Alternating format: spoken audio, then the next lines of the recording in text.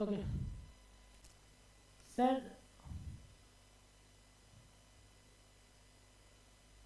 Section 15 complete हो गया था, इस पे सम्स नहीं किए हम लोगों ने, ठीक है।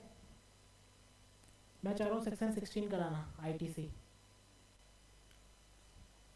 ठीक है। किसको सम्स करना है? सम्स करना है, सेक्शन 16 नहीं करवाऊँ?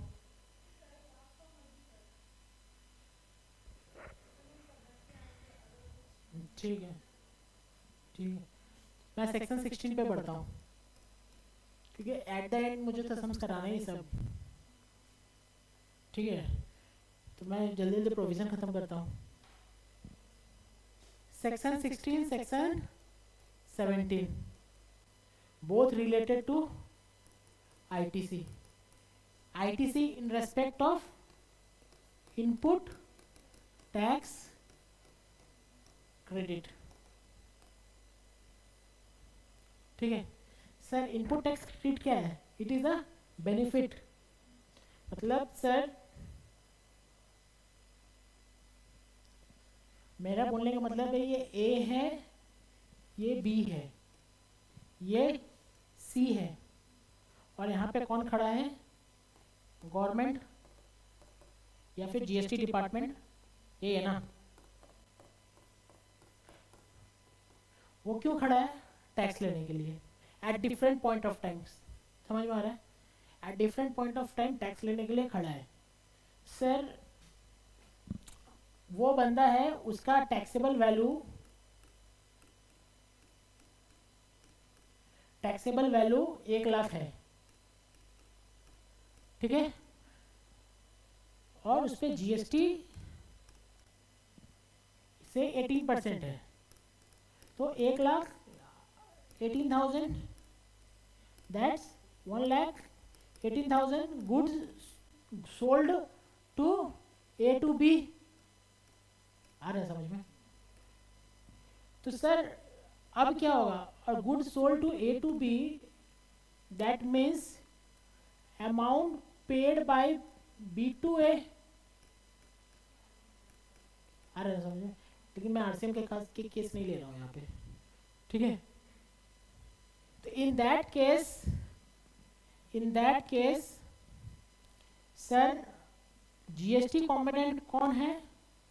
कितना है? 18,000, ठीक है। पेड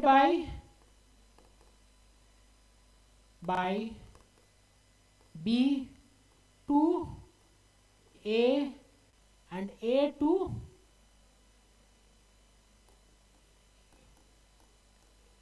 जीएसटी डिपार्टमेंट या गवर्नमेंट, जो भी हो। समझ में आ रहा है?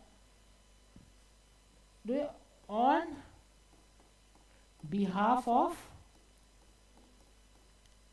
बी, यही तो है। आ रहा समझ में? क्लियर है सर? नेक्स्ट, अब now B selling to C, ठीक है सर। 1 लाख का गुड्स उसने लिया था, ये कॉस्ट हो गया ना, कॉस्ट हो गया ना सर। ये 1 लाख कॉस्ट है, 1,18,000 कॉस्ट है? 1,18,000 क्यों कॉस्ट नहीं है? हाँ जीएसटी है तो जीएसटी कॉस्ट नहीं है। एक मिनट, तो सर और इस पे उसने प्रॉफिट जोड़ लिया, प्रॉफिट जोड़ लिया से 20,000 रुपया बेचेगा ना, तो टोटल कॉस्ट कितना आ गया? 1,20,000, और उस पर जीएसटी 18%, कितना आ रहा है? 21,600, टोटल 2,41,000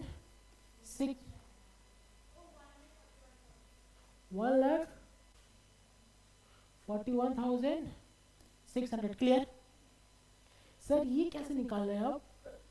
ये तो टोटल कॉस्ट या टैक्सेबल वैल्यू हो गया, ये कैसे निकाल रहे हैं आप? इसी को तो हम लोग वैल्यूएशन में पढ़े थे, सेक्शन 15 में, valuation. both are unrelated person, price is the sole consideration. Section 15(1) कुछ एडजस्टमेंट है तो जोड़ो, 15(2) कुछ डिस्काउंट है तो लेस करो, 15(3) specific rules for specific person. अरे यार तो ये क्या था, यही था जिसके ऊपर टैक्स लगना था। क्लियर है? घुमा पा रहा हूँ, पीछे के वाले चीज याद करवा पा रहा हूँ, ठीक है। 1,14,000। अब ये इसको ये सेल किया है, किसको सेल किया है? सोल्ड किसको?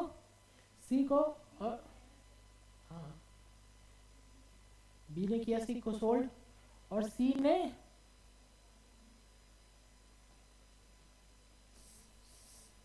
$1,41,000, तो 41 ही तो लिखा है, 41,600 आ रहा है समझ में। अब जीएसटी डिपार्टमेंट किसको देख रहा है? बी को।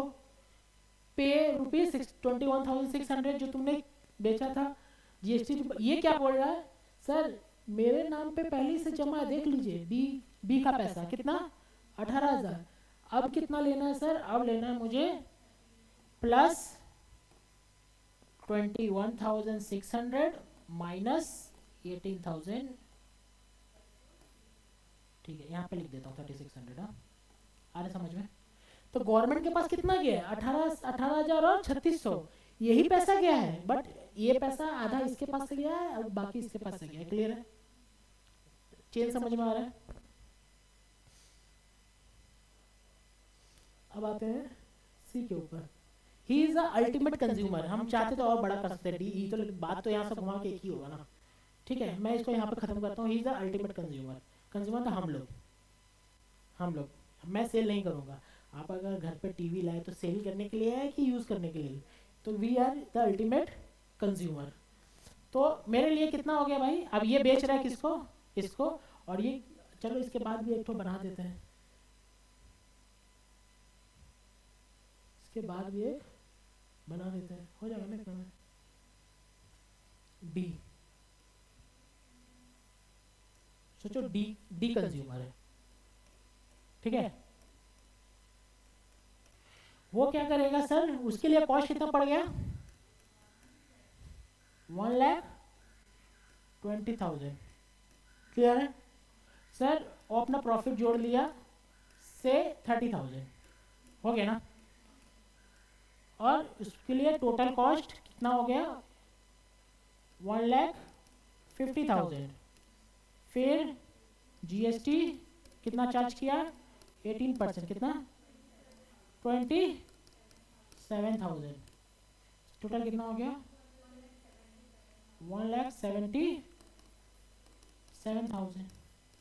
सर ये सोल्ड और ये कितना पैसा दे रहा है? 1,77,000। और ये कंज्यूमर हो गया, ये कंज्यूमर हो गया। इसके लिए टोटल कॉस्ट कितना पड़ गया? क्यों भाई 7,50,000 नहीं पड़ेगा? क्या पड़ेगा कॉस्ट इसका? क्यों 50 नहीं पड़ेगा? नहीं मेरा लड़की स्मार्ट हो गई यार। 1,77,000, ठीक है। अब ये किसको देख रहा है? गवर्नमेंट इसको। अरे भाई 23,000 तो सर ये है ना, आपको मेरे नाम से कितना मिल गया था यहाँ पे, ठीक है। मेरे नाम से ऑन बिहाफ ऑफ सी कितना मिल गया था? 3,600। आप मेरे से कितना मांग रहे हैं? नहीं ये ऑन बिहाफ कितना मिल गया था? 21,600 तो मैंने जमा कर दिया था ना आपको। सर 21,600 कहाँ से जमा किया था? आपने तो 3,600 रुपया जमा किया। अरे भाई 3,600 रुपया मैंने जमा किया था तो अभी दे दिया है। मैंने पुराने वाले को भी पैसा दिया था ना 18,000, वो भी तो आपको मिल गया था। अच्छा हाँ सही बोला, 21,000 हमको टोटल मिला था। देखो 18,000 और 3,600 कितना आ रहा है? 21,600। कौन ये पूरा किसका पैसा है? इसका पैसा है। तो उसको कितना मिल गया था? 21,600। अब उसको अब क्या बोल रहा है? सी क्या बोल रहा है? सर आपको कितना मिल गया था पहले मेरा नाम का? 21,600। मुझसे कितना चाहिए 27,000 अब माइनस 21,600 50,400। तो मैं आपको इतना दे देता हूँ। गवर्नमेंट को टैक्स कितना मिल गया? पूरा का पूरा 27,000 टैक्स मिल गया। दिख रहा है आपको? पूरा का पूरा 27,000 टैक्स मिल गया। उसको कौन दे रहा है नहीं दे रहा है गवर्नमेंट को कोई मतलब नहीं है। गवर्नमेंट को कोई मतलब नहीं है कौन दे रहा है नहीं। तो वो तो गवर्नमेंट ने जानबूझ के चेन बना लिया कि कोई तोड़े नहीं यहाँ से चेन मेरा। थोड़ा पैसा इससे ले लो, थोड़ा सा पैसा इससे ले लो, किसी के ऊपर बर्डन नहीं है। वो बेस्ड ऑन कितना प्रॉफिट जोड़ रहा है। ठीक है, गवर्नमेंट को इसका 27,000 ही लेना था। अरे यहीं पे टैक्स लेकर रुक जाता तो उसका लॉस हो जाता ना। गवर्नमेंट तो चाहता है कि ये भी बेचे तो और टैक्स मिले। आ रहा समझ में? ये भी बेचे तो और टैक्स मिले। ये यहाँ तक पहुंच के कितना 27,000 और टैक्स बचेंगे रहेगा तो 30,000 35,000 आ जाएगा। लेकिन ये तो कंज्यूमर है, वो सब पे करेगा। यहाँ तक क्लियर है? तो सर दिख रहा है ये चेन ये चेन ये चेन सारा चेन है एक दूसरे से। तो सर बी ने क्या किया कि सर उसको देना था कि सर 600 उसका जो बेनिफिट लिया, बेनिफिट को क्या बोलते हैं? आईटीसी। ठीक है, यहाँ पे भी बेनिफिट मिला कितना का? सॉरी, यहाँ पे बेनिफिट कितना मिला? कि 600 का। इसको क्या बोलते हैं? आईटीसी। ये वाला जो 18,000 है किसका आईटीसी है? वेरी गुड, बी का आईटीसी। एक आईटीसी नहीं है, दैट्स द बी का आईटीसी। सर यहाँ पे 21,600 किसका आईटीसी है? सी का। ये बी का आईटीसी नहीं है। बी का तो टैक्स पेमेंट है, आईटीसी किसका है? सी का। क्लियर है? अब सोचो कहानी, ये निकल गया मेरा तेरा लड़का, ये निकल गया मेरा तेरा लड़का, ये जमा ही नहीं किया। ठीक है, आया एकदम दिखा कि वो है क्या बोलता है आईपॉड मिल रहा है तेरा, एयरपॉड क्या बोलते हैं इसको यार? अरे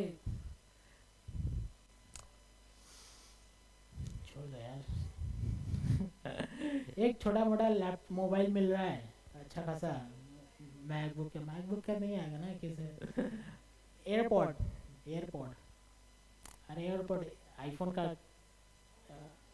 ठीक है, वो 21, 22, 24, 25,000 तक मिल जाता है। बोला भाई छोड़ इसको, कौन देगा 21,600। ठीक है, मैंने वो लेके मज़ा कर लिया, पार्टी वार्टी सब दे दिया, ख़त्म कर दिया, जमा नहीं किया।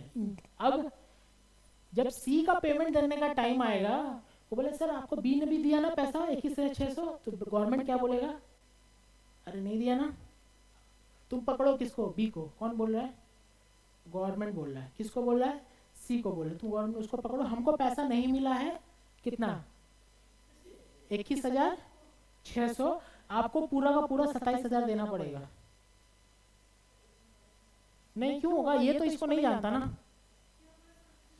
मैं बोल रहा हूँ कि सी बोलेगा कि सर आपको 21,600 बी से मिला ना। ए बी से को जानता है, रिलेशन है। रिलेशन मतलब कि कोई फैमिली रिलेशन नहीं है, ये कस्टमर बिजनेस वाला रिलेशन है। बी सी को जानता है, सी तो ए को नहीं जानता, या डी तो ए को नहीं जानता, बी को नहीं जानता, डी जानता है सी को। अरे समझ में? तो इन दैट केस अगर ए जमा नहीं किया तो अफेक्टेड कौन होगा? बी जमा नहीं किया अफेक्टेड कौन होगा? सी। और सी जमा नहीं किया तो अफेक्ट। डी को क्या लेना देना? डी को कुछ नहीं लेना देना, इसको तो आईटी से नहीं लेना है ना। कंज्यूमर को आईटी से नहीं लेना है, उसको पैसा देना है। ठीक है, इन दैट केस पानी पी गया था।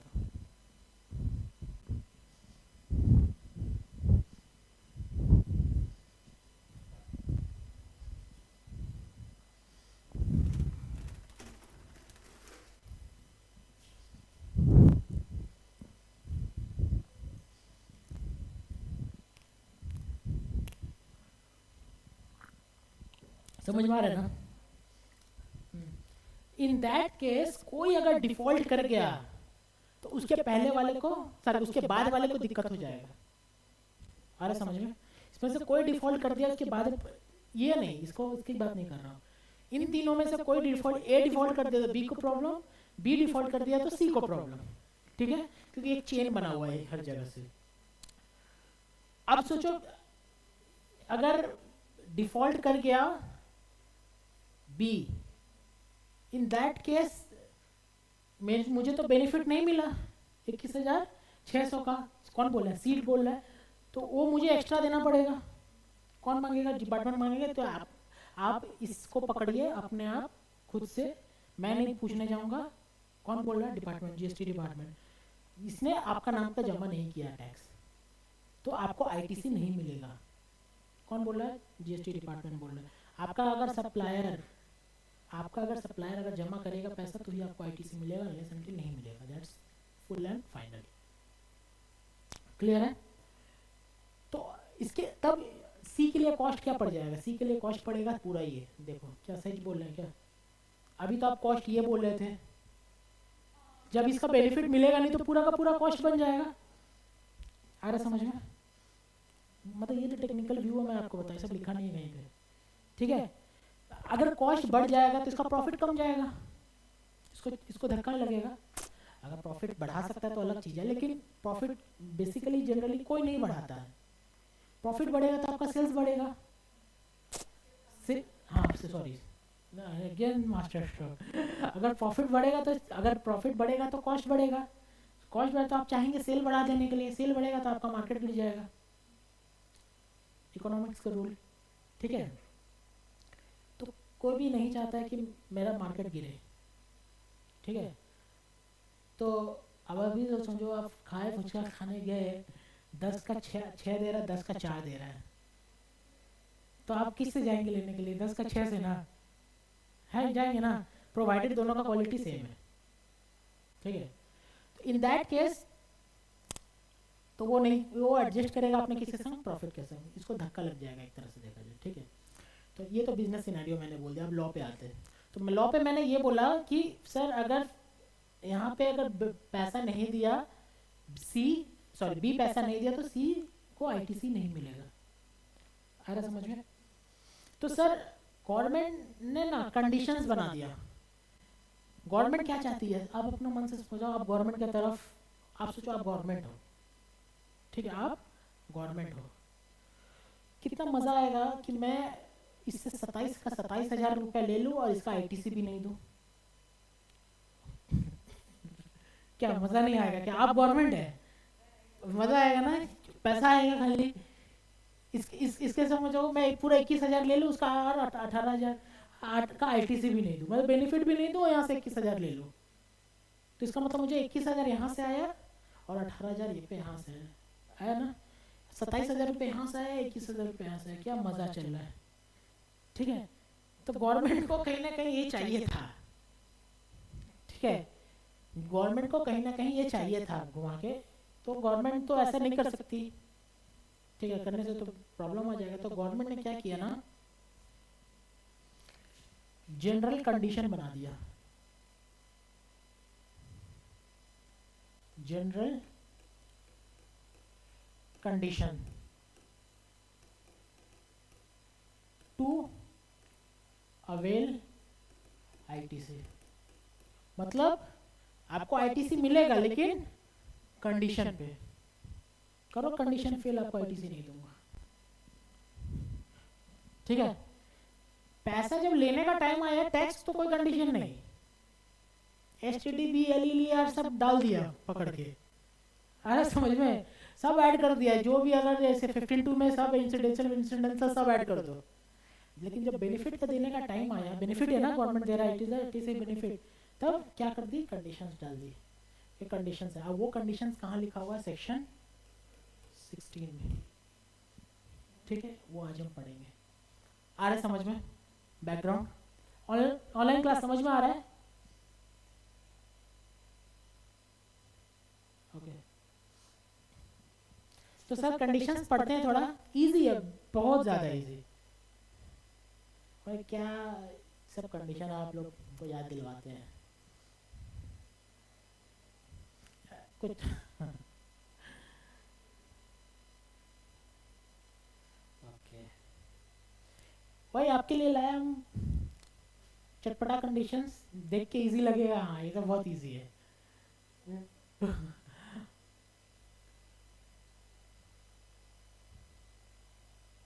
मेरा ये फॉर्मेट में है ना, समझ लो बहुत इजी है सर, है कि नहीं? रंगीन फॉर्मेट, रंगीन मिजाज। ठीक है, इस पे आते बाद में इतना कौन पढ़ता है?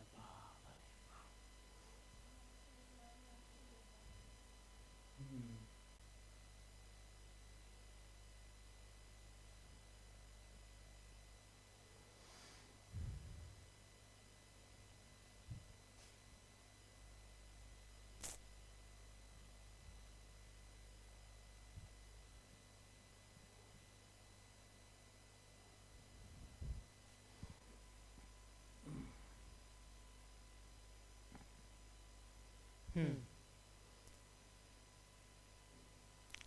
सेक्शन 16(1), कितना सेक्शन है? सब सेक्शन 16(1), 16(2), 16(3), 16(4), 16(5), 16(6), बस कुछ नहीं है। अरे कुछ नहीं, हम आपको बता देंगे ना, आपको इजी लगने लगेगा। ठीक है, पढ़ता हूँ। Every registered person subject to condition के subject according and restriction be entitled to take ITC मतलब ये वाला on charge। अच्छा यहाँ से काम करते हैं, यहाँ से नहीं पढ़ता हूँ सर, यहाँ से बहुत दिक्कत हो जाएगा, यहीं से पढ़ता हूँ क्या?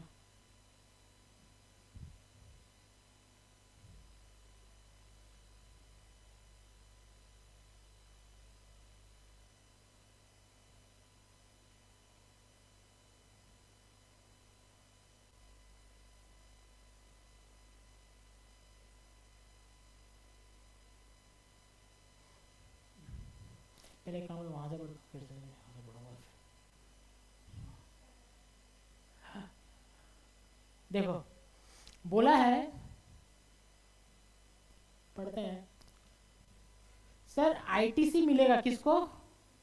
रजिस्टर है तो नॉर्मल सा बात है ना, अनरजिस्टर्ड लेके क्या करेगा आईटीसी? ठीक है, condition and restriction entitle to, क्या कंडीशन है?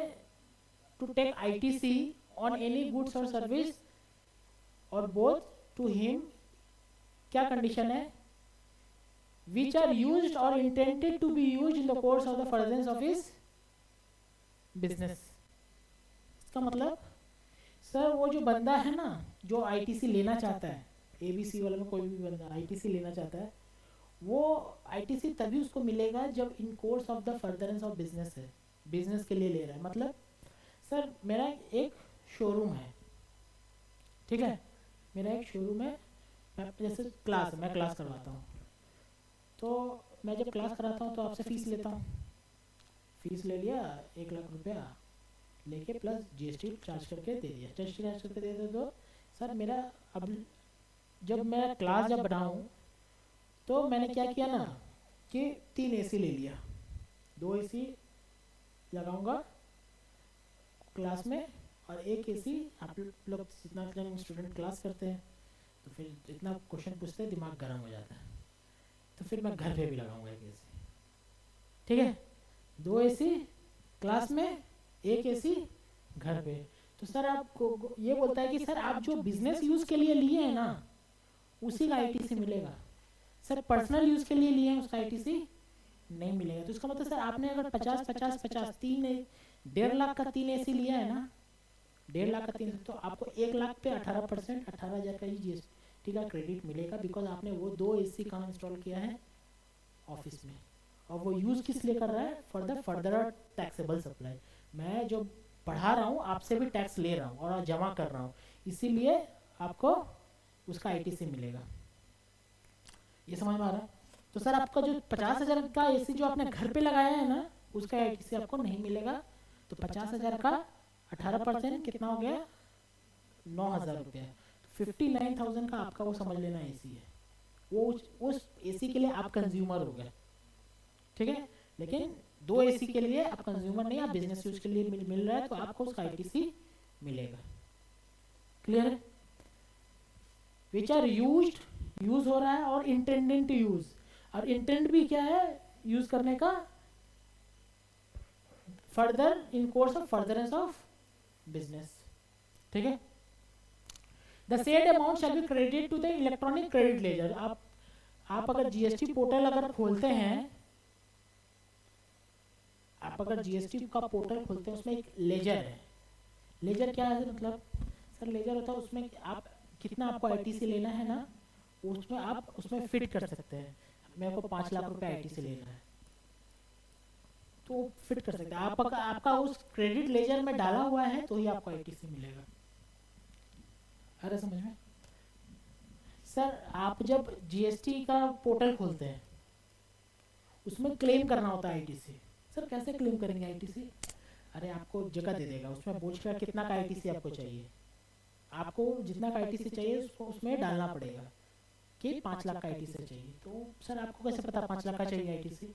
अरे आपके पास डॉक्यूमेंट है ना, टैक्स इनवॉइस है ना, उसमें लिखो कि उसमें देखिए कितना का आईटीसी चार्ज किया है।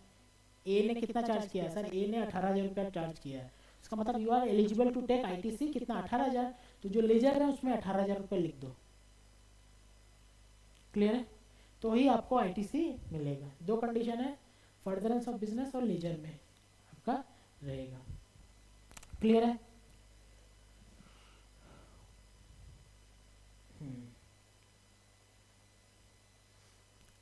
सर क्या क्या डॉक्यूमेंट लगता है आईटीसी लेने के लिए? आईटीसी लेने के लिए एलिजिबिलिटी क्या है? दो एलिजिबिलिटी है। पहला एलिजिबिलिटी आपको आपका बिजनेस यूज में होना चाहिए, language for the business use और intended to be used in the business purpose, यही तो था ना। तो आपको आईटीसी मिलेगा। दूसरा आपका क्रेडिट लेजर में वो उसको डालना पड़ेगा अमाउंट को। ये 2 था। क्लियर है?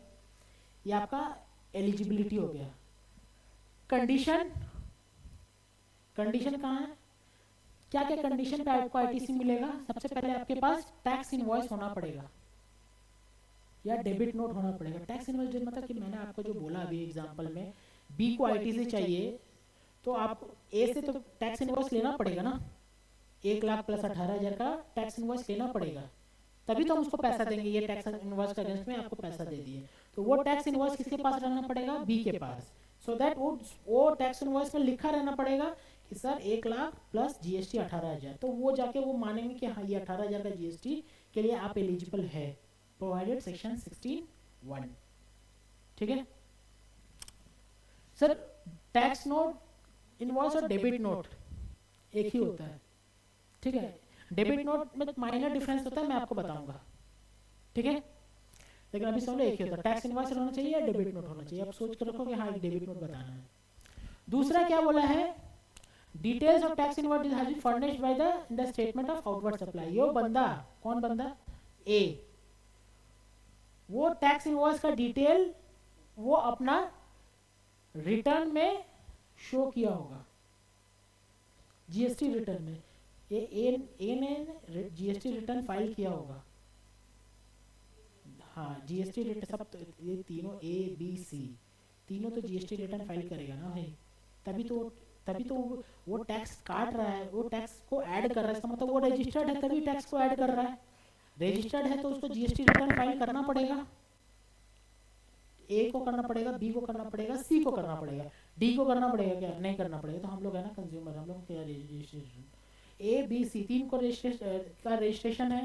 इसका मतलब 3 को जीएसटी को कंप्लायंस करना पड़ेगा, इसका मतलब कि तीनों को जीएसटी का रिटर्न फाइल करना पड़ेगा।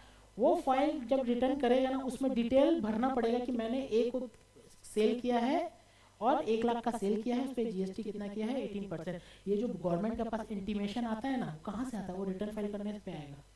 रिटर्न फाइल ही नहीं करेगा तो गवर्नमेंट को पता कैसे चलेगा कि आपने ए से पैसा लिया है 18,000। अरे समझ में? तो वो बंदा है ना ए, ही है sorry the details of invoice का डिटेल और debit note has been furnished by the supplier मतलब ए in the statement of outward supply. ये रिटर्न का बात कर रहा है। एक आउटवर्ड सप्लाई का स्टेटमेंट है, उसमें उसका डिटेल भरना पड़ेगा। क्लियर है? कितना कंडीशन हो गया? 2। एक टैक्स इनवॉइस रहना पड़ेगा हाँ ऊपर में तो एलिजिबिलिटी का था, यहाँ कंडीशन है, ठीक है।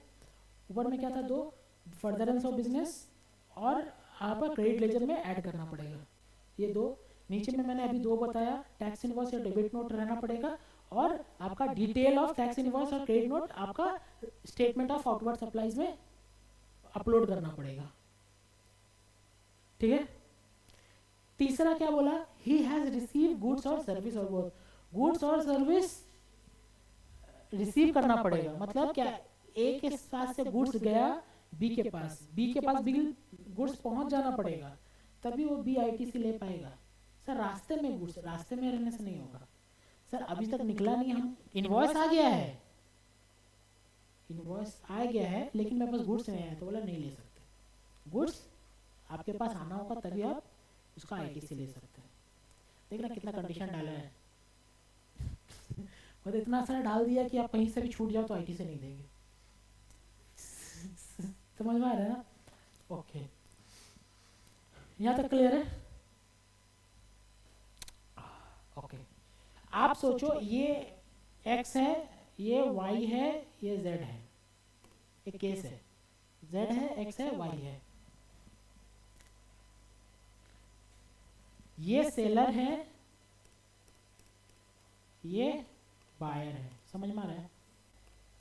ये सोचो कहाँ रहता है, राजस्थान में, ये रहता है आपका दुलियाजान में, आ रहा समझ में? क्लियर है? बायर को चाहिए गुड्स किससे, एक्स से, बोला कि भाई गुड्स है क्या, कोई भी गुड्स, सोचो पानी का बोतल है, एलपीजी है क्या एलपीजी है क्या समझ में आ रहा है ना, एलपीजी है क्या? ओ राजस्थान वाला बोला यहाँ तो खुद तंगी पड़ा है, ये हमसे एलपीजी मांग रहा है, क्लियर है? तो गुड्स तो नहीं दे पा रहा है, अभी क्या कर रहा है, अभी बोल देंगे नहीं है तो क्या करेगा, किसी और को पकड़ेगा, MNOY को पकड़ेगा, बोला रुक है मैं बात करता हूँ। वो क्या किया, इसको बोला Z को, ये कहाँ है, ये सोचा गुवाहाटी में है, ये कहाँ है, गुवाहाटी में। बोला सुन ना, बोला क्या सुन, बोला क्या, ये वाई है तेरा दुलियाजान में, एक है, उसको ना गुड्स भेज देना, ठीक है, वाई है दुलियाजान में, उसको गुड्स भेज देना। अच्छा, फिर प्लस और बिल मुझे भेज देना, मैं पैसा दूंगा, क्या समझ में आया? गुड्स कितना का था, 100 रुपीज़ का, इसको अमाउंट बताया नहीं, ऐसे भेज दिया। अब बिल किसको भेज दिया, राजस्थान वाला को। अब वो क्या करेगा, 110 रुपया चार्ज करके इसको बिल भेज देगा। आ समझ, बिजनेस मॉडल समझ में आ रहा है, क्या बिजनेस मॉडल है? इन दैट केस इसको आईटीसी मिलेगा कि नहीं, क्यों, गुड्स तो आया ही नहीं है उसके पास, सॉरी भैया मैं बोल रहा हूँ कि गुड्स तो इसको आया ही नहीं ना, किसको, एक्स को, गुड्स तो एक्स को आया नहीं, गुड्स किसको चला गया, वाई को, लेकिन आपने तो यहाँ condition, he has receive the goods और सर्विस, तो सर इसको जो 100 रुपीज़ का भेजेगा गुड्स, बिल भेजेगा, तो उसको तो आईटीसी नहीं मिला, क्यों?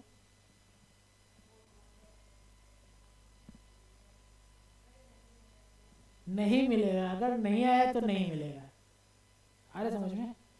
तो इसका जीएसटी का प्रोविजन के अकॉर्डिंग में डिपार्टमेंट क्या बोलना चाह रहा है, डिपार्टमेंट बोलना चाह रहा है तुम पहले राजस्थान भेजो, अब वो वहाँ से फिर वापस गुवाहाटी मतलब कि आसाम भेजेगा, समझ में आ रहा है ना?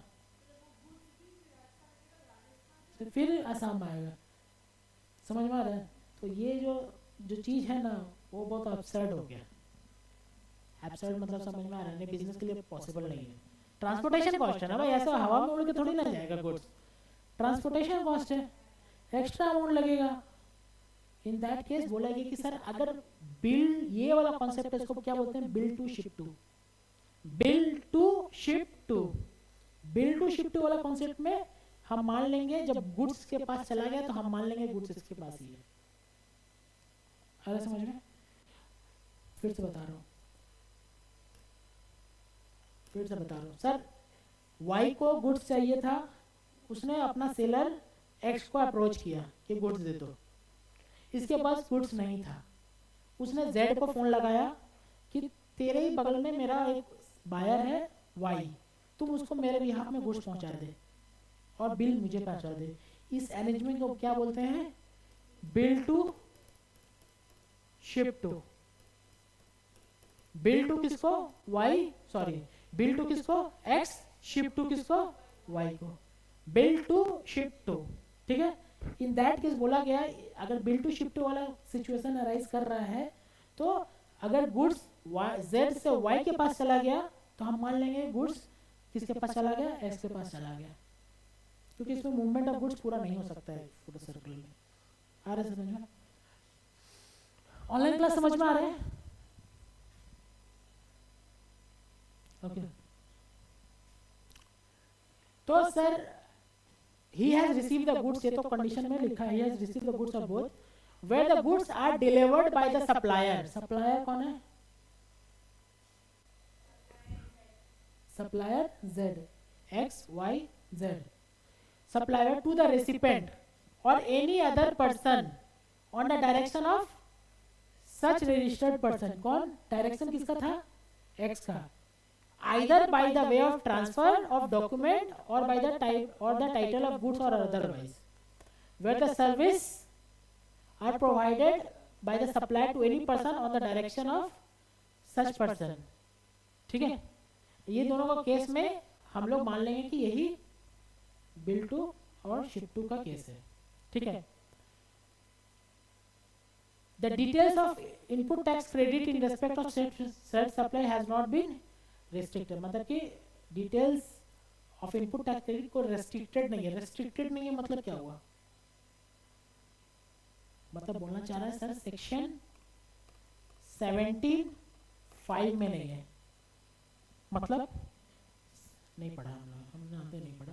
याद रखो सेक्शन 17(5) की कौन सा सेक्शन है पता है आपको? मोहनजोदड़ो का सेक्शन, मोहनजोदड़ो का सेक्शन। मोहनजोदड़ो का था ना डरावना, तो यहाँ आगे जीते दी भी ना ताला एकदम गुस्सेल वाली, वो वाला एकदम सेक्शन है। इसमें क्या करता है ना, गवर्नमेंट मना कर देता है इस पे आईटीसी नहीं देंगे। सर मेरा सारा कंडीशन सेटिस्फाइड है, हम नहीं देंगे आईटीसी इस पे, मेरा मन नहीं है तुमको देने का आईटीसी। समझ में आ रहा है ना? तो वो मतलब कि एकदम बोलता है ना कि गंदा वाला प्रोविजन है। गंदा वाला सेंस मतलब किसके लिए गंदा? टैक्स पेयर के लिए गंदा है, गवर्नमेंट के लिए गंदा? टैक्स पेयर के लिए गंदा। गवर्नमेंट के लिए तो मजा वाला प्रोविजन है। तो वो तो समझ में आ रहा है ना? तो वो उसको क्या बोलते हैं? रेस्ट्रिक्टेड। कोई रेस्ट्रिक्टेड नहीं है अंडर सेक्शन 17(5) आएंगे यहाँ पे। ये भी तो एकदम मस्त हार्ट ऑफ द जीएसटी है, भर भर के क्वेश्चन आते हैं इसमें से। ठीक है। फिर तीसरा, फिर क्या बोला? 1 हो गया, 2 हो गया, 3 हो गया, 4 हो गया, 5 क्या हो गया? Tax charge been actually paid to the government. भाई टैक्स जो चार्ज किया है कौन? ए, वो गवर्नमेंट को पेमेंट करना पड़ेगा।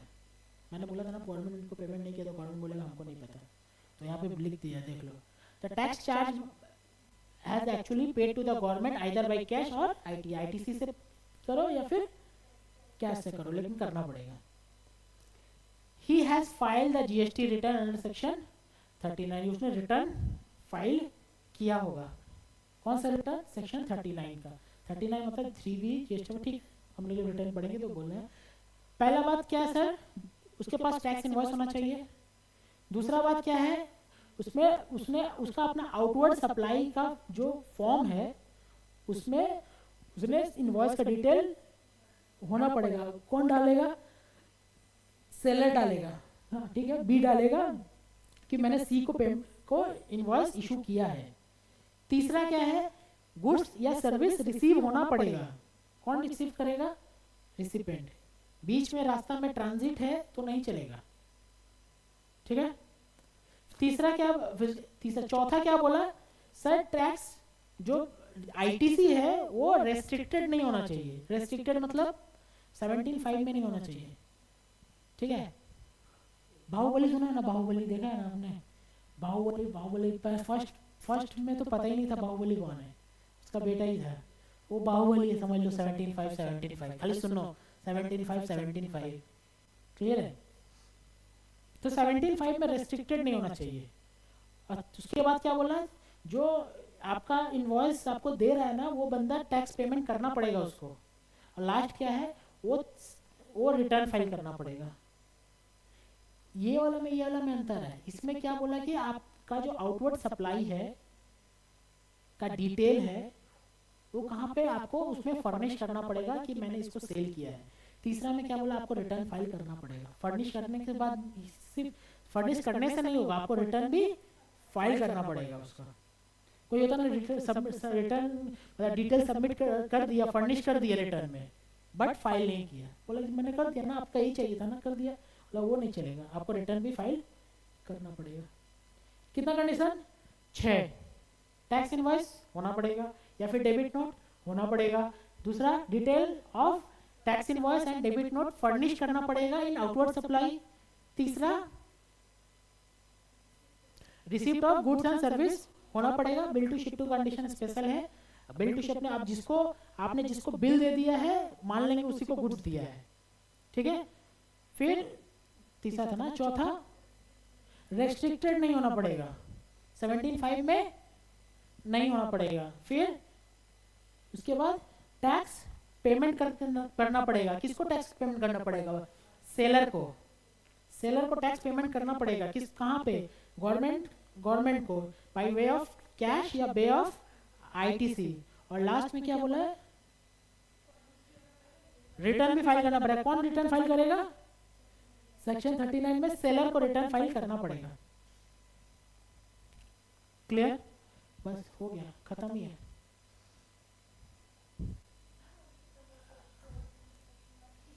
अरे अब हो गया, खत्म हो गया। आपको मैं आप छोटा बोलता ना, मंदिर घूम लिया आपने, छोटा मंदिर, मेन मंदिर के बगल में छोटा मंदिर है ना, वो घुमा देता हूँ, खत्म हो गया कहानी, ठीक है।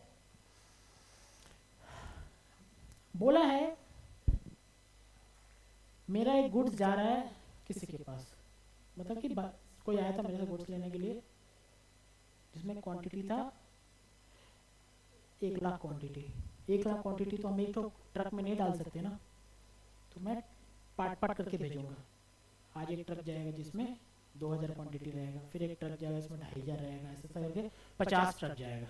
आज एक जाएगा, कल एक जाएगा, परसों एक जाएगा, ऐसे करके जाएगा।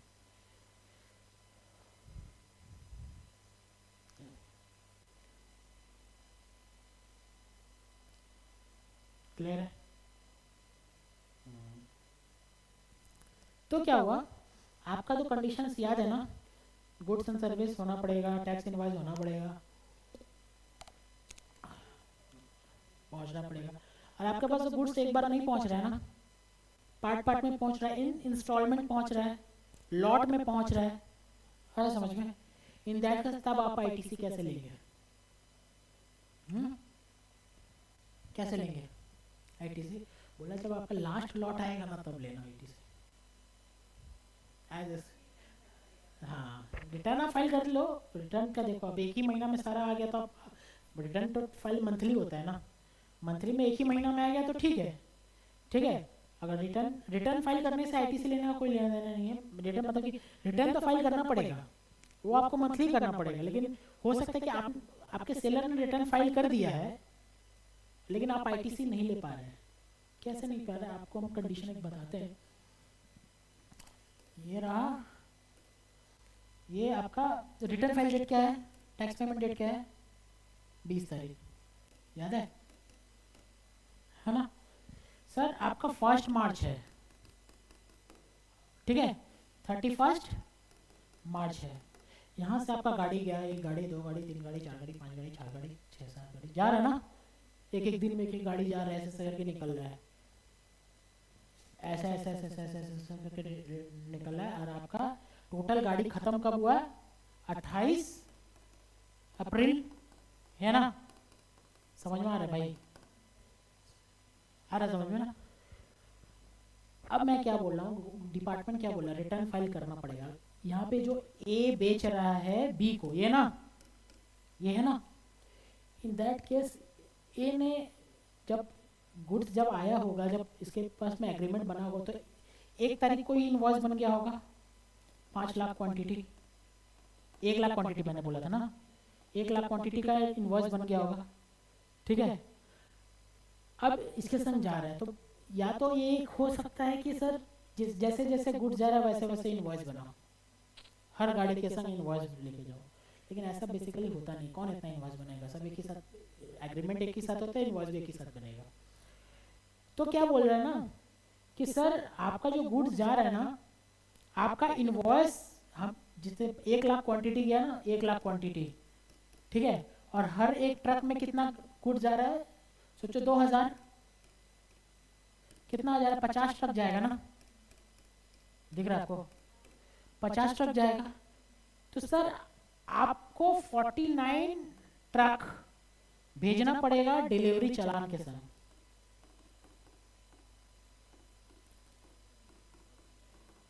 डिलीवरी चालान वो क्या होता है सर, एक तो डॉक्यूमेंट होता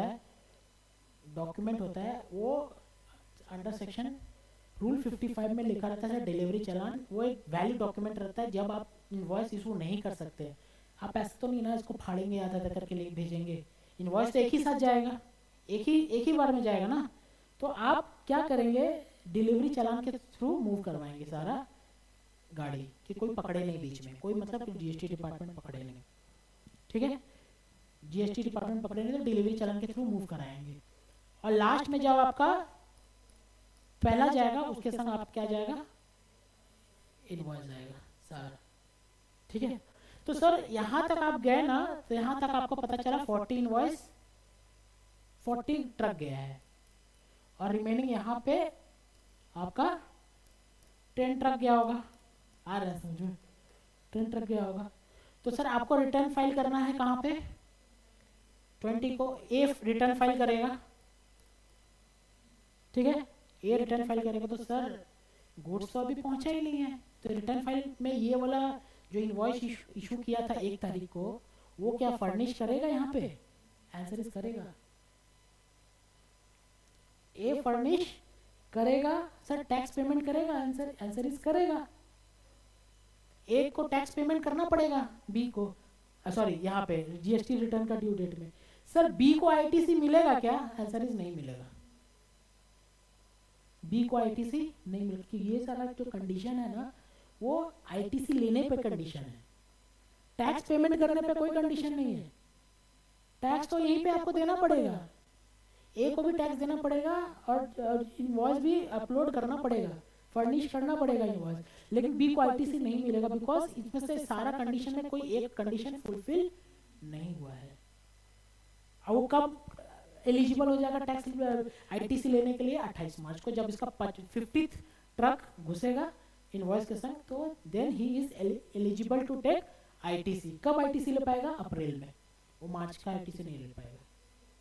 फिर अप्रैल में रिटर्न फाइल करेगा ना, ये अपना बी रिटर्न फाइल करेगा 20 मार्च को, 20 अप्रैल ना, मई को, तो उसमें आईटीसी लेगा। आ रहा समझ में कि नहीं आ रहा है? लास्ट में लेने वाला मैं बोल रहा हूँ कि सर यहाँ ये वाला, सर ये 31 मार्च है, ठीक है, ये 20 अप्रैल है। ये बी ए के पॉइंट ऑफ व्यू से बोले, ए के पॉइंट ऑफ व्यू से यहाँ पे ए में टैक्स पेड किया, टैक्स पे किया, ठीक है। अब ये वाला 1 मार्च से सोचे या फिर 1 अप्रैल है, ये है ना, और 1 अप्रैल है, और ये यहाँ पे 30 अप्रैल है, ठीक है। अब ट्रक घुसा है 28 अप्रैल को, आ रहा समझ में, ट्रक घुसा है 28 अप्रैल को। अब जब 28 अप्रैल का 20 मई को जब वो जब बी रिटर्न फाइल करेगा तो इसका आईटीसी ले लेगा। यहाँ उसको लेना चाहिए था, यहाँ नॉर्मल ट्रांजैक्शन होता तो ए टैक्स पेमेंट करता और बी आईटीसी ले लेता, आ रहा समझ में? ए टैक्स पेमेंट करता है, बी आईटीसी ले लेता है, लेकिन सिंस अभी तक लास्ट इंस्टॉलमेंट नहीं घुसा है तो ये बी का आईटीसी कहाँ लेगा? नेक्स्ट मंथ में लेगा। आ रहा समझ में? क्लियर है? ऑनलाइन क्लास क्लियर है?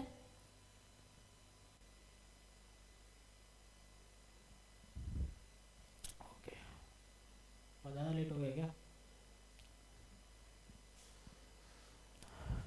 देखो, provided that whether the goods against invoice are received in lot or installment, the registered person shall entitled to take ITC credit upon the receipt of last installment के बाद ही credit उसको मिलेगा। ठीक है sir, कुछ जन बदमाश होते हैं।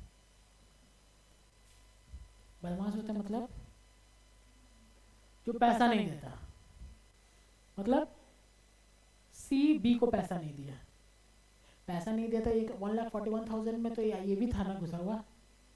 ये बेचारा बी तो जब पैसा नहीं दिया तभी भी टैक्स उसको देना पड़ेगा, जीएसटी अपना पैसा से। लेकिन मालूम चला कि सी पैसा ही नहीं देगा, उसको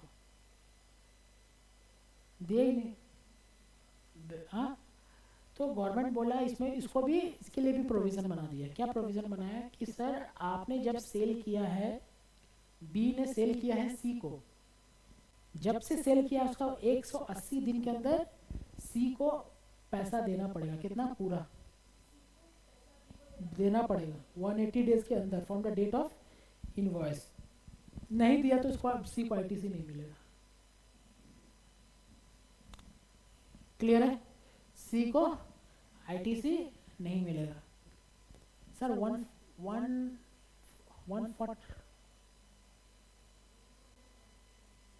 बी नहीं, तब तो बी के लिए ये रहना पड़ेगा। तो बी के लिए बोला कि तुमको पेमेंट करना पड़ेगा 180 दिन के अंदर। किसको? ए को, तब तुमको बेनिफिट मिलेगा। क्लियर है? समझ में आ रहा है कि नहीं आ रहा है?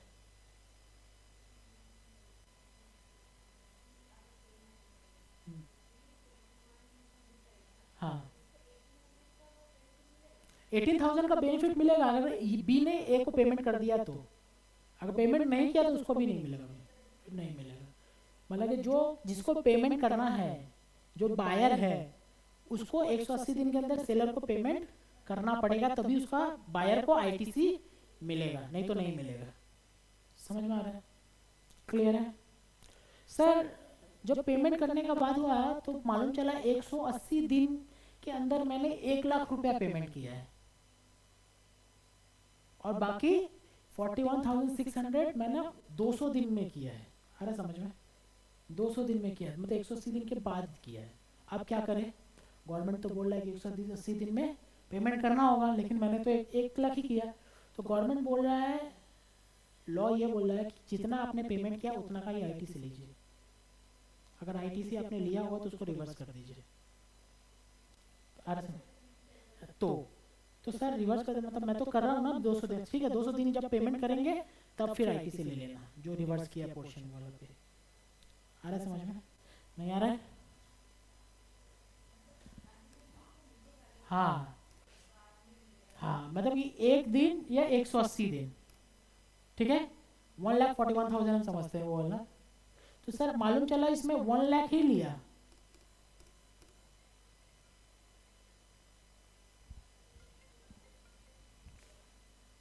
और 200 डे में 40,000।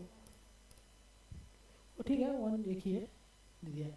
तो बोला कि सर इसमें भी कुछ आईटीसी होगा, इसमें भी कुछ आईटीसी होगा, तभी आपको 1,41,000 आ रहा होगा ना। तो आपने जो यहाँ पे आईटीसी आपका जो आ रहा था ना, आप इसको अवेल करके आपके लिए एलिजिबल हो जाएगा, और ये वाला इनएलिजिबल हो जाएगा। ठीक है, हाँ फिर एलिजिबल हो जाएगा। मतलब यहाँ पे जो अगर वो खड़ा है ना, यहाँ पे खड़ा है, यहाँ पे 180 दिन में उसने जितना पेमेंट किया उसी का आईटीसी उसके अंदर में जितना आईटीसी है वो मिलेगा, और बाद वाला के लिए अभी नहीं मिलेगा सर। नेक्स्ट मंथ में नहीं, जब उसने पेमेंट करेगा तब मिलेगा। कि जब सोचो 200 दिन के अंदर पेमेंट किया, 240 दिन के अंदर पेमेंट किया, सोचो 3 साल बाद पेमेंट किया, जब पेमेंट करेगा तो उसको आईटीसी मिल जाएगा। अरे समझ में? provided that the where the recipient fails to pay to the supplier of goods or service or both the amount towards the value of supply along which tax payable within 180 days. कितना क्या tax value और tax payable कितना अंदर में 180 days के अंदर में. कब से? From the date of issue of invoice by the supplier, an amount equal to the ITC credit available return shall be paid along with his interest. मतलब जितना भी उसने ITC लिया है उसको पेमेंट करना पड़ेगा. किसको पेमेंट करना पड़ेगा? ITC किसने लिया था? बायर ने. उसको वो ITC फिर पेमेंट करना पड़ेगा गवर्नमेंट को, रिवर्स करना पड़ेगा विथ इंटरेस्ट. विथ इंटरेस्ट उसको वापस गवर्नमेंट को जमा देना पड़ेगा. क्यों जमा देंगे? क्योंकि सर आपने एक कंडीशन को फुलफिल नहीं किया है. ठीक है.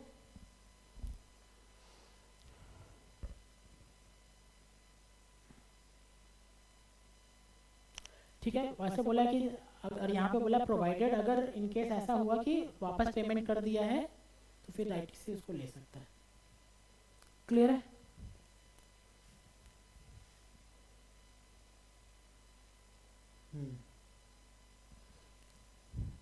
आ रहा समझ में? बोर लग रहा है? बोर लग रहा है? बोर लग रहा है? नहीं नहीं, तब क्या करें?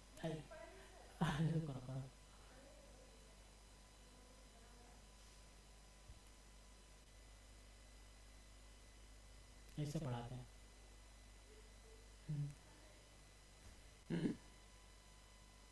तो भाई मैंने ये लिखा है, registered person to take the credit inward on, क्या ले सकते हैं? इनवर्ड और सर्विस और इनवर्ड सर गुड्स का intended to be use in the course of furtherance of business. 6 conditions है. He has a valid tax invoice या debit note.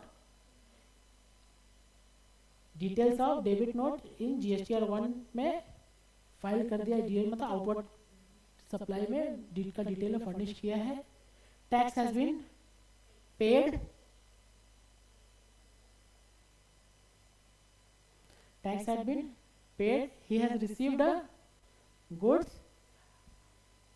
ITC is not restricted. 38 GST return file. ITC जो use किया है वो I3 ने cash में है, ITC में. ठीक है. Goods delivered service provided to third person in direction to the registered person shall deem to be the receipt by the registered person. ITC available to bill to ship to model. मतलब क्या? Goods delivered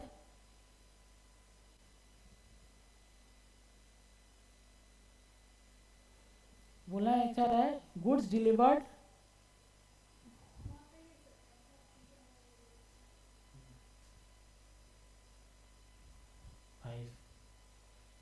ठीक है. Goods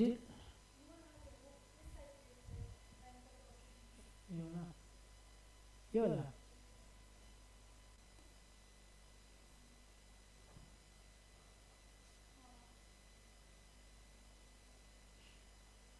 यार, इसमें तो आता था ना.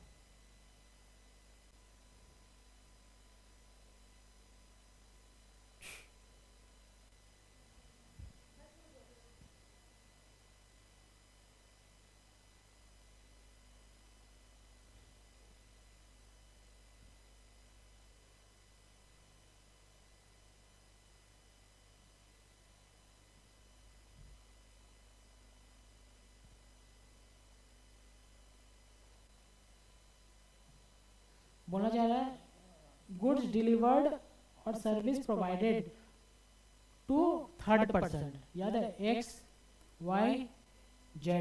Goods delivered service provided to third person. ये सॉरी, ये थर्ड पर्सन. इसके लिए क्या है?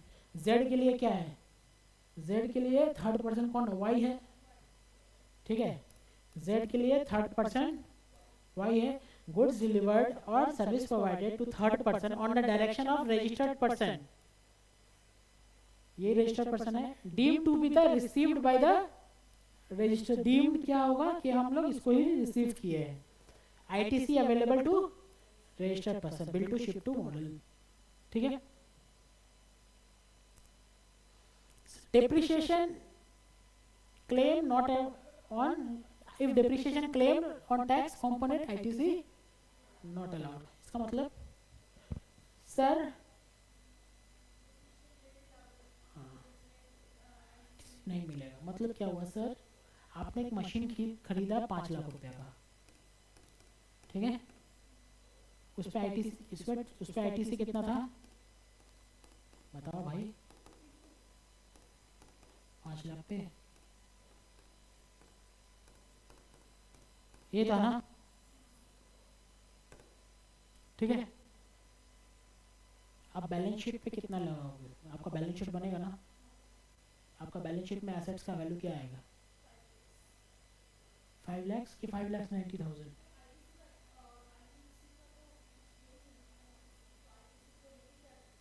क्या नहीं होगा, अलाउ नहीं, ये तो आपका आईटीसी यूटिलाइज करेगी, तो मैं आपको बोल रहा हूँ कि आपके बैलेंस शीट में कितना है, बैलेंस शीट में आईटीसी यूटिलाइज से कोई रिलेशन नहीं है ना।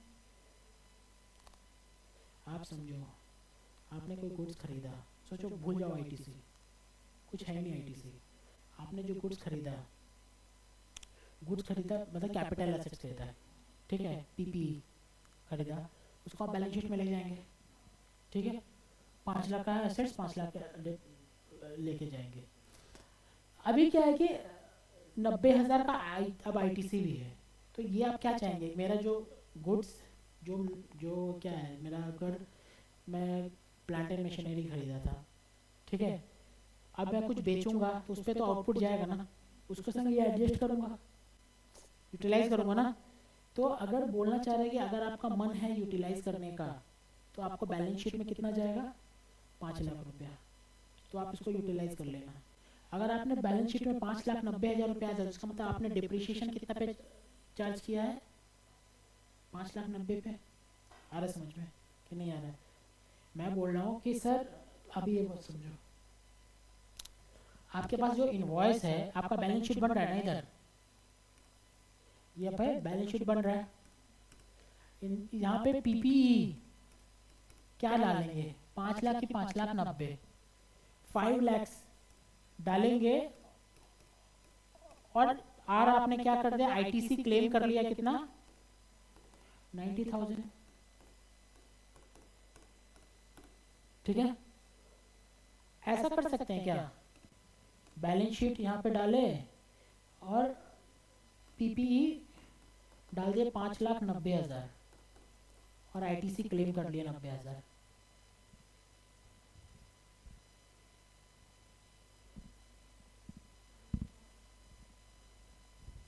नहीं पढ़ा था, ऐसा कर सकते हैं क्या कि नहीं कर सकते,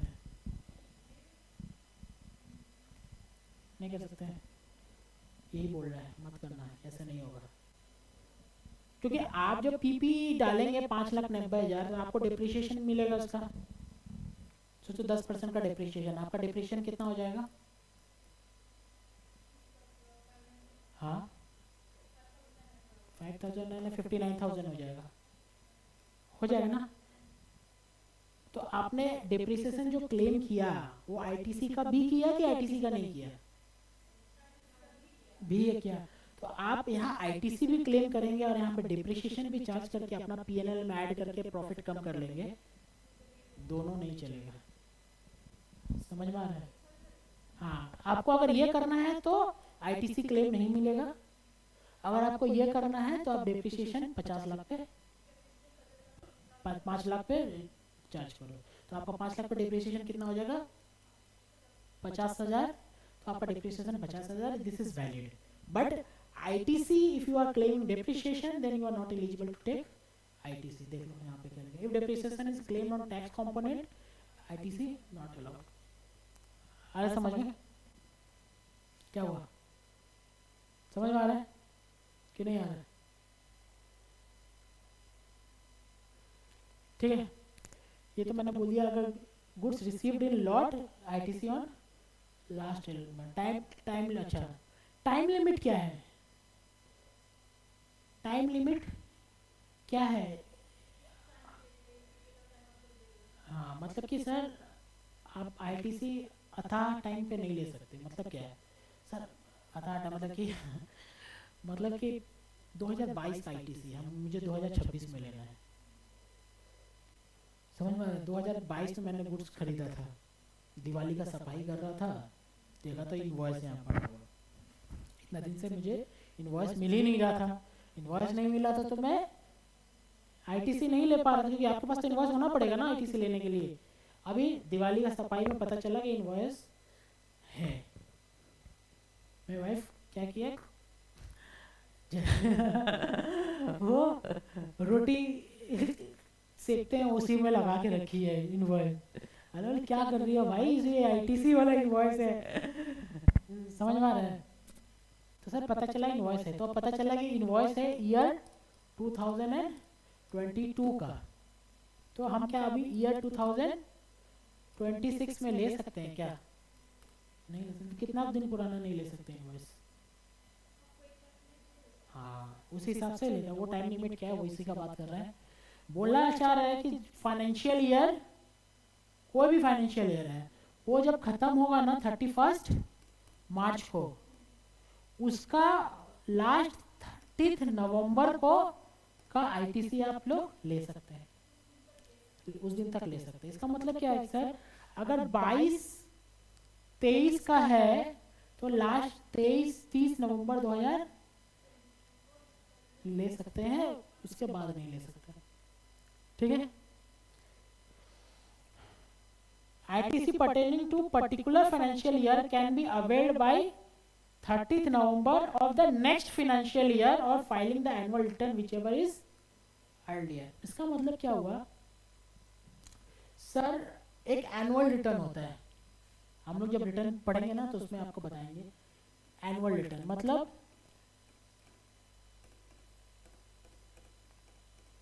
एनुअल रिटर्न होता है। एनुअल रिटर्न का मतलब क्या होगा सर, गवर्नमेंट आपको रिटर्न फाइलिंग मंथली करवाती है कि मंथली हर मंथ में आपको रिटर्न फाइल करना पड़ेगा। आ रहा समझ में? रिटर्न फाइल आपको हर मंथ में करना पड़ेगा। फिर गवर्नमेंट कितना रिटर्न फाइल हो गया महीना में, साल में 12 रिटर्न फाइल करना पड़ेगा। कुछ गलती भी किया होगा आपने, India is made for mistakes तो बोलता है कि हाँ सर गलती तो किया है, पर ठीक है मैं आपको एक लास्ट चांस देता हूँ एनुअल रिटर्न फाइल करने का। कुछ गलती हो तो उसमें ठीक कर लेना।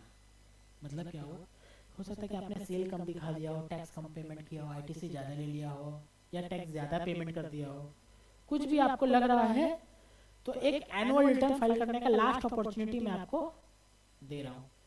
उसमें 12 महीना का सारा ऐड करके, जितना महीना महीना सेल हो रहा है सारा 12 महीना का ऐड करके एक बार आप उसमें दिखा दो। आ रहा समझ में? तो सर वो एनुअल रिटर्न फाइल करने का लास्ट डेट कब है? नहीं सर, एनुअल रिटर्न फाइल करने का लास्ट डेट है 31 दिसंबर। जिस दिन दुनिया हैप्पी न्यू ईयर मना रही होगी उस दिन आप रिटर्न फाइल कर रहे होंगे, एनुअल रिटर्न फाइल। समझ में आ रहा है ना? तो सर आईटीसी के रेस्पेक्ट ये क्या है, एनुअल रिटर्न फाइल करने का, एनुअल रिटर्न फाइल करने का। आईटीसी के रेस्पेक्ट में बोला गया कि सर आप एनुअल रिटर्न फाइल करने का डेट या फिर 30 नवंबर विच एवर इज अर्लियर, उसमें इतना तक आप आईटीसी ले सकता है। मतलब आपने रिटर्न फाइल किया 31 दिसंबर को एनुअल रिटर्न फाइल किया, ये आईटीसी का लास्ट डेट है, तो आप आईटीसी कब तक ले सकते हैं? 30 नवंबर तक। समझ में आ रहा है?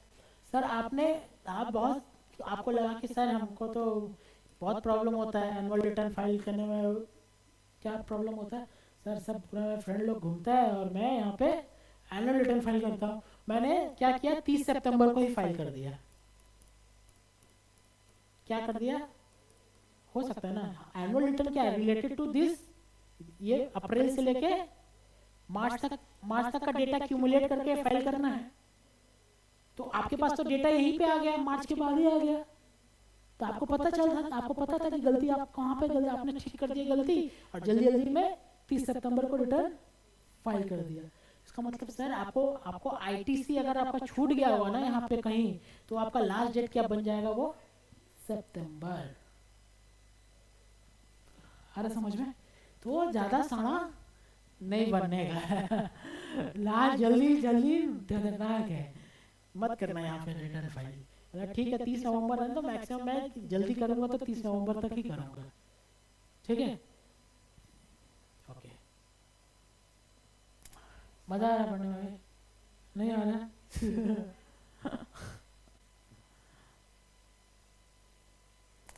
ओके,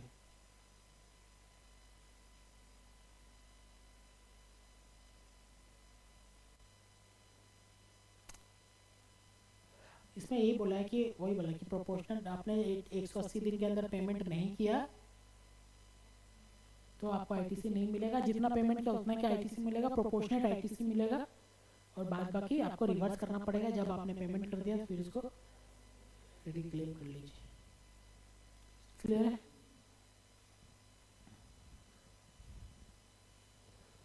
एक बार प्रोविजन देखें, जो गंदा सा प्रोविजन है उसको तो देखना पड़ेगा ना भाई, आपको लिखना तो ये नहीं है ना एकदम ऐसे ऐसे करके आप बना के आई हैं, ऐसे ऐसे करके ऐसा करके आएंगे क्या, आपको तो लिखना पड़ेगा ना, गंदे गंदा चीजें है, ये भी लिखो ये भी लिखो।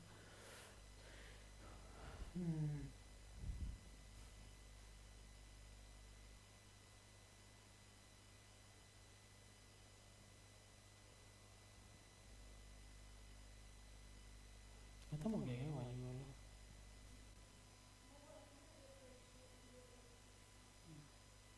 ठीक है, यहाँ पे मैंने बोल दिया 30 नवंबर, ठीक है, ये छोड़ दो, कुछ नहीं चल, जो बहुत चीज़ एक्स्ट्रा मैंने दे दिया है, क्या करूँ, करना पड़ेगा। ठीक है, यहाँ पे बोला है कि सर सेक्शन 35 में क्या बोला है कि सेक्शन 39 का रिटर्न फाइल करना पड़ेगा। लास्ट क्या बोला है कि 30 नवंबर के अंदर आपको फाइल करना पड़ेगा, या 30 ये आपका annual return, furnishing of annual return, ठीक है।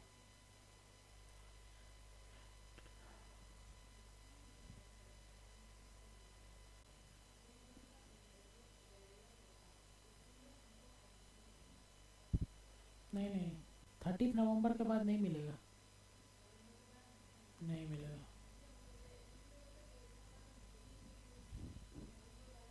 हाँ नवंबर वाला ही, इन दोनों के बीच में जो अर्लियर है तो नवंबर वाला ही है, मैं इसलिए, लेकिन मैंने आपको बोला ना कि किसी ने एनुअल रिटर्न पहले ही फाइल कर दिया, सितंबर में ही फाइल कर दिया, अगस्त में ही फाइल कर दिया, जुलाई में ही फाइल कर दिया, तो आदमी क्या चाहेगा, आदमी चाहेगा कि मेरा आईटीसी जो बेनिफिट मिलने का टाइम बहुत लंबा है, तो मैक्सिमम लंबा कितना रहेगा, 30 नवंबर रहेगा, इससे ज़्यादा नहीं मिलेगा, ठीक है। बोला है position of original tax invoice होना पड़ेगा, ठीक है। टैक्स इनवॉइस में क्या क्या रहेगा, टैक्स चार्ज क्या है, डिस्क्रिप्शन क्या है, टोटल वैल्यू क्या है, जीएसटी नंबर क्या है, प्लेस ऑफ सप्लाई क्या है। Supplier of goods service must upload the detail of document on common portal, GST को पोर्टल में उसको डालना पड़ेगा, सप्लायर को अपलोड करना पड़ेगा, ठीक है। अगर इंस्टॉलमेंट में है तो लास्ट इंस्टॉलमेंट में मिलेगा, ठीक है। Obligation on the recipient to supply availing credit if payment within 180 days, ठीक है। Claim of depreciation on GST component disqualify the recipient of capital goods and plant and machinery from taking of ITC. Last date of availing return ITC 30 November next financial year, date of furnishing जैसे example 30 November 24-25 का कब है, 30 नवंबर 2025, और last date क्या है annual, और date of annual filing मतलब 31 दिसंबर।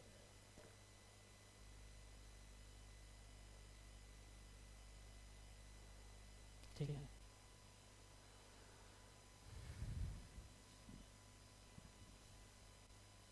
इसको सोचता हूँ थोड़ा सा ना मॉडिफाई कर दूँ, बहुत ज़्यादा बड़ा है, ठीक है, इसको मैं नेक्स्ट क्लास में मॉडिफाई थोड़ा कर दूंगा, ठीक है, क्योंकि ज़्यादा ही बड़ा है। नेक्स्ट क्लास में हम लोग सेक्शन 75, ठीक है,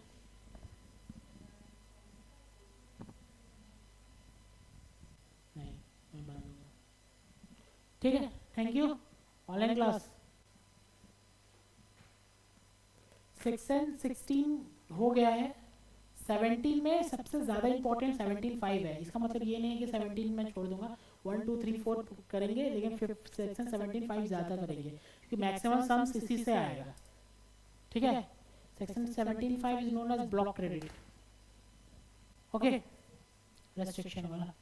चलो कल क्लास होगा, बता दूंगा, हाँ।